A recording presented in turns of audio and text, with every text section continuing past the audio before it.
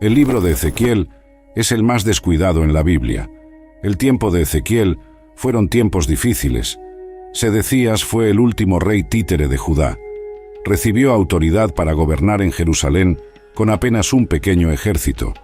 La ciudad fue sitiada una vez más, y el ejército de Nabucodonosor capturó a Sedecías. Mataron a cada uno de sus hijos delante de sus ojos, para que él pudiera ver que la línea real había terminado. Entonces le arrancaron los ojos, para que la última cosa que viera fueran sus hijos siendo asesinados. Luego, Nabucodonosor ordenó la destrucción total de Jerusalén. Ezequiel fue llamado a predicar en esa época, a pesar del hecho de estar a miles de kilómetros de distancia de Jerusalén, en la tierra de Babilonia. La música espiritual tradicional, Them Dry Bones, tiene una melodía pegajosa, pero en realidad es sobre un renacimiento en el cementerio. Está basada en la visión de Ezequiel del Valle de los Huesos Secos dada por el Señor. Dios deseaba proporcionar esperanza, desesperadamente necesaria a su pueblo, elegido por causa de su maldad. El Señor permitió que Nabucodonosor entrara y conquistara su tierra. El pueblo se convirtió en cautivo en la exótica y distante tierra de Babilonia. Estaban desanimados. La visión del Valle de los Huesos Secos es principalmente sobre los hijos de Israel, pero también tiene implicaciones prácticas para nuestras propias vidas. Ezequiel, capítulo 37, versículos 1 y 2. La mano del Señor vino sobre mí, y me llevó en el espíritu del Señor, y me colocó en medio del valle, y estaba lleno de huesos. Entonces Él me hizo pasar por todos ellos alrededor, y he aquí que había muchos en el valle abierto, y en verdad estaban muy secos. El Señor apareció a Ezequiel en forma de un valle lleno de huesos secos. Dios no cambia la ubicación de Ezequiel, pero le da una vívida sensación interna de que fue llevado a un valle lleno de huesos. La sequedad de ellos indica que estaban allí por un largo período de tiempo. Los huesos también sugerían que el valle ya fue habitado, pero no estaba más allí. El Señor quería que la mente y el espíritu de Ezequiel fueran profundamente afectados por la aparente falta de esperanza de la situación. Si no tenemos cuidado, nuestros hogares pueden descomponerse en un montón de huesos secos. Cuanto más ignoramos las reglas familiares de la palabra de Dios, más probable es que se conviertan en un esqueleto. Hasta algunos cristianos que ya anduvieron con el Señor se han convertido en un montón de huesos. Viven de lo que eran, en vez de lo que deberían haber sido. Efesios, capítulo 6, versículos 1 a 4. Hijos, obedezcan a sus padres en el Señor, pues esto es justo. Honra a tu padre y madre, que es el primer mandamiento con promesa, para que todo te vaya bien y vivas mucho tiempo en la tierra. Y ustedes, padres, no provoquen a sus hijos a la ira, pero críenlos en la instrucción y admonición del Señor. Ezequiel, capítulo 37, versículo 3. Y él me dijo: Hijo del hombre, ¿pueden vivir estos huesos? Y yo respondí: Oh Señor Dios, tú lo sabes. Ezequiel respondió a la pregunta de Dios sobre si los huesos eran capaces de sostener vida, afirmando que solo el Señor sabía con certeza. Según Ezequiel, el escenario era imposible. Cuando contemplamos el significado del día, también podemos pensar sobre los tiempos que vendrán. Si deseamos ver un avivamiento, corresponderá al Señor traerlo, así como lo hizo en el tiempo de Ezequiel. Pero Dios es capaz de realizar lo que sea que se proponga. Él es el Dios de lo impensable. Lucas, capítulo 18, versículo 27. Pero él dijo: Las cosas que son imposibles para los hombres son posibles para Dios. Ezequiel, capítulo 37, versículos 4 a 8. Entonces él me dijo: Profetiza a estos huesos y diles: Oh huesos secos, escuchen la palabra del Señor. Así dice el Señor Dios a estos huesos: Ciertamente haré entrar el aliento en ustedes, y vivirán. Pondré tendones en ustedes, traeré carne sobre ustedes, los cubriré de piel, y pondré aliento en ustedes, y vivirán. Entonces sabrán que yo soy el Señor. Entonces profeticé como fui ordenado, y mientras yo profetizaba, hubo un ruido, y de repente un crujido, y los huesos se unieron, hueso con hueso. De hecho, mientras yo miraba, Los tendones y la carne vinieron sobre ellos, y la piel los cubrió, pero todavía no había aliento en ellos. Ezequiel fue posteriormente instruido por el Señor a predicar a los huesos que ya habían muerto. Dios estaba mostrando a Ezequiel una verdad crucial que todos necesitamos comprender. La proclamación de la palabra de Dios lleva consigo poder. Hay vida que se encuentra en la Biblia. Ella ofrece vida y fe a aquellos que la reciben. Ezequiel estuvo presente para un evento milagroso. Los huesos comenzaron a fusionarse unos con otros, hueso con hueso. Conforme él observaba, músculos y carne comenzaron a crecer sobre los esqueletos, y pronto sus cuerpos estaban cubiertos de piel. Sin embargo, no eran más que un montón de cuerpos muertos moviéndose de manera ordenada. Hebreos capítulo 4, versículo 12. Porque la palabra de Dios es viva y poderosa, y más afilada que cualquier espada de dos filos, penetrando hasta la división de alma y espíritu, y de juntas y médula, y es discernidora de los pensamientos e intenciones del corazón. Romanos capítulo 10, versículo 17. Entonces la fe viene por oír, y el oír por la palabra de Dios. Ezequiel capítulo 37, versículo 9. También él me dijo: profetiza al aliento, profetiza, hijo del hombre, y di al aliento: así dice el Señor Dios, vengan de los cuatro vientos, oh aliento, y soplen sobre estos muertos para que vivan. Algunas personas creen que el trabajo de Dios se realiza a través de la organización, lo cual no debe subestimarse, pues incluso nuestros propios cuerpos están organizados. Una iglesia puede tener sus asuntos en orden, pero si no tiene aliento en ella, la iglesia no es más que un cuerpo sin vida. Ezequiel fue instruido por Dios a predicar al aliento. La palabra vientos deriva de la palabra hebrea ruach, que puede significar viento, aliento o espíritu. Ezequiel estaba descubriendo que todo lo que las personas logran es en vano, a menos que el Espíritu Santo esté presente. La presencia del divino aliento de vida en nuestra existencia es necesaria de la misma manera que lo fue para Adán. Una persona nace del Espíritu cuando ella nace de nuevo. Dios debe infundir vida espiritual en nuestros propios corazones. Ezequiel presenció un tremendo despliegue de vitalidad a medida que el ejército se levantaba. Génesis capítulo 2, versículo 7. Y el Señor Dios formó al hombre del polvo de la tierra y sopló en sus narices el aliento de vida, y el hombre se convirtió en un ser viviente. Juan capítulo 3, versículos 5 a 8. Jesús respondió: de cierto os digo que, a menos que alguien nazca del agua y del Espíritu, no puede entrar en el reino de Dios. Lo que nace de la carne es carne, y lo que nace del Espíritu es espíritu. No te asombres de que te dije: ustedes deben nacer de nuevo. El viento sopla donde quiere, y oyes su sonido, pero no puedes decir de dónde viene ni a dónde va. Así es todo aquel que nace del Espíritu. Ezequiel, capítulo 37, versículo 10. Entonces profeticé conforme él me ordenó, y el aliento entró en ellos, y vivieron, y se pusieron en pie, un ejército grandemente numeroso. Ezequiel, capítulo 37, versículos 11 a 13.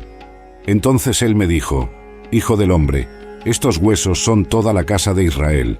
Ellos de hecho dicen: nuestros huesos están secos, nuestra esperanza se ha perdido, y nosotros mismos estamos cortados. Por lo tanto, profetiza y diles: así dice el Señor Dios, he aquí, oh mi pueblo, abriré vuestros sepulcros, y os haré subir de vuestros sepulcros, y os traeré a la tierra de Israel. Entonces sabrán que yo soy el Señor, cuando abra vuestros sepulcros, oh mi pueblo, y os haga subir de vuestros sepulcros. La visión fue aclarada, y Dios iluminó su significado edificante. Los israelitas habían perdido toda esperanza, pero Dios les prometió que experimentarían un renacimiento nacional. Habían sido acorralados y dispersados por la región. Los humanos pensaban que las cosas estaban sin esperanza, pero subestimaron el poder de Dios. Israel no solo sería revivido, sino también restaurado a su antigua gloria. Dios prometió restaurarlos a su tierra natal. Ezequiel, capítulo 37, versículo 14. Pondré mi espíritu en ustedes y vivirán, y los colocaré en su propia tierra. Entonces sabrán que yo, el Señor, he hablado y lo he hecho, dice el Señor. Dios finalizó la visión para él, ya que Ezequiel no respondió, y luego le dijo lo que significaba, cómo iba a resucitar los huesos desarticulados de Israel que habían perdido toda vitalidad. Palabra y espíritu serían los medios por los cuales él lograría este objetivo. Se reveló a Ezequiel que debía profetizar sobre esos huesos, y fue instruido a decirles: «Huesos secos, escuchen la palabra del Señor». Entonces, mientras Ezequiel obedecía, Dios permitió que los huesos comenzaran a juntarse de nuevo, mientras tendones, carne y piel les daban de nuevo su forma original. Pero la palabra tenía que ser seguida por la concesión del Espíritu, para que esos cuerpos recibieran el aliento y volvieran a la vida, lo cual es un ejemplo clásico de avivamiento.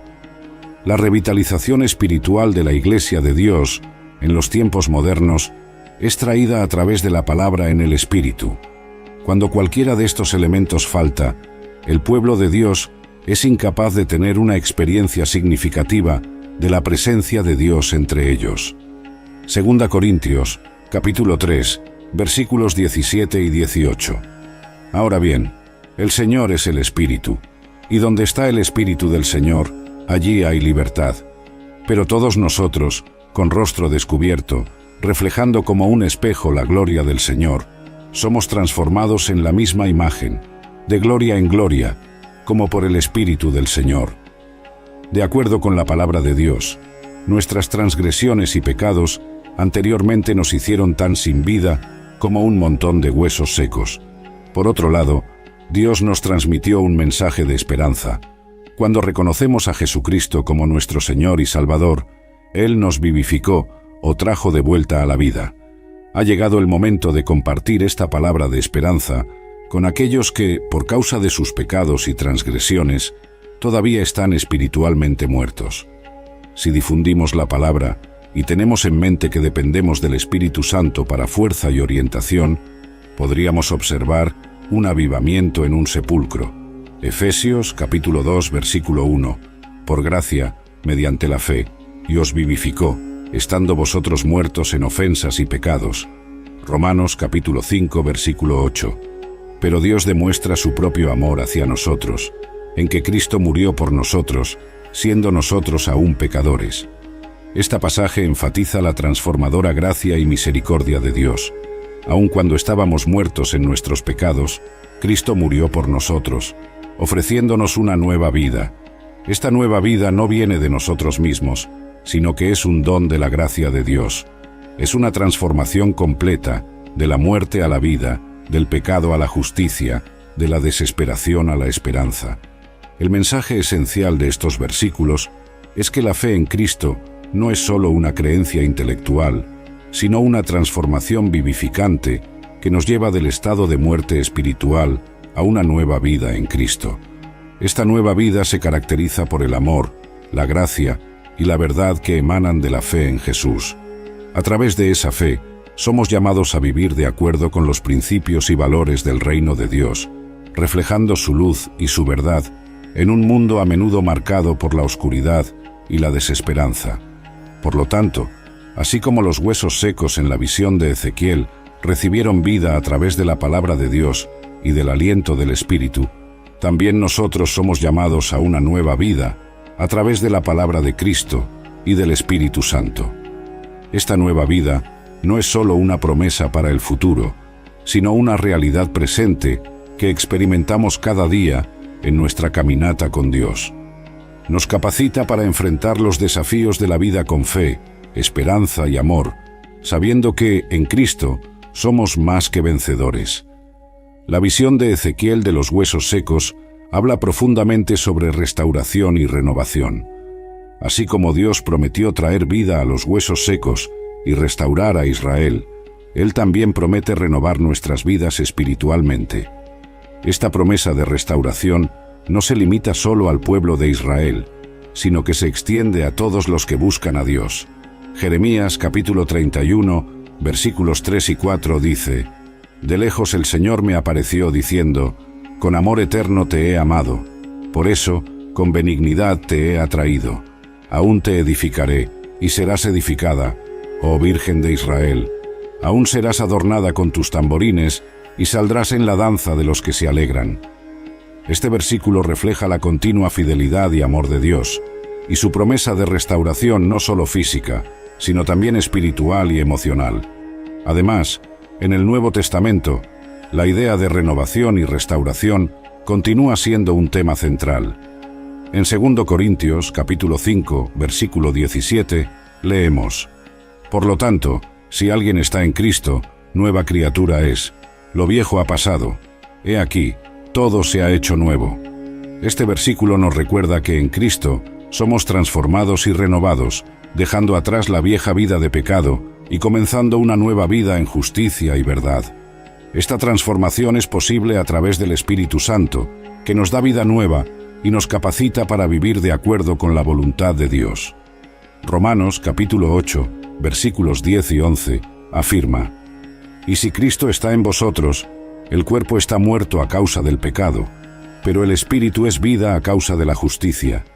Y si el Espíritu de aquel que resucitó a Jesús de entre los muertos habita en vosotros, aquel que resucitó a Cristo de entre los muertos también vivificará vuestros cuerpos mortales por su Espíritu que habita en vosotros.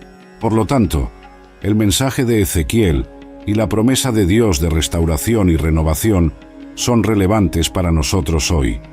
Son un recordatorio del amor inquebrantable de Dios y de su capacidad para traer vida donde hay muerte, esperanza donde hay desesperación y renovación donde hay destrucción. En Cristo, estamos invitados a experimentar esta renovación y a vivir una vida que refleja la gloria y la bondad de Dios. Isaías, capítulo 43, versículos 18 a 19 dice: No os acordéis de las cosas pasadas, ni consideréis las antiguas. He aquí, hago algo nuevo. Ahora saldrá a la luz. ¿No lo percibiréis? Haré un camino en el desierto y ríos en el yermo. Dios nos está llamando a no aferrarnos a nuestro pasado, sino a mirar hacia adelante, hacia lo nuevo que Él está haciendo. Incluso en los desiertos de nuestras vidas, Dios promete hacer que los ríos fluyan, un signo de vida y esperanza en medio de la desolación. La cruz de Cristo es el punto culminante de este mensaje de renovación y transformación. En Colosenses, capítulo 2, versículos 13 y 14, leemos: Y a vosotros, estando muertos en vuestros delitos y en la incircuncisión de vuestra carne, os vivificó juntamente con Él, perdonándoos todos los delitos, y habiendo cancelado el documento de deuda que había contra nosotros en sus ordenanzas, lo cual nos era contrario, lo quitó de en medio de nosotros, clavándolo en la cruz. Este pasaje destaca la magnitud de lo que Jesús realizó. Él no solo perdonó nuestros pecados, sino que también eliminó completamente la deuda que teníamos con Dios, clavándola en la cruz. La resurrección de Cristo es la prueba final de la capacidad de Dios para traer vida donde había muerte. En 1 Corintios, capítulo 15, versículo 22, Pablo escribe: Porque así como en Adán todos mueren, así también en Cristo todos serán vivificados. La resurrección de Cristo no es solo un evento histórico, es la garantía de nuestra propia resurrección y renovación. Así como los huesos secos de Ezequiel fueron reunidos y revividos, nosotros también, en Cristo, somos reunidos y traídos a la nueva vida. Este mensaje de renovación y esperanza es particularmente relevante en tiempos de dificultad y desesperación. Nos recuerda que, no importa cuán desoladora sea la situación, Dios tiene el poder de transformar y revivir. En medio de las adversidades, podemos aferrarnos a la promesa de que Dios está trabajando para hacer algo nuevo en nuestras vidas.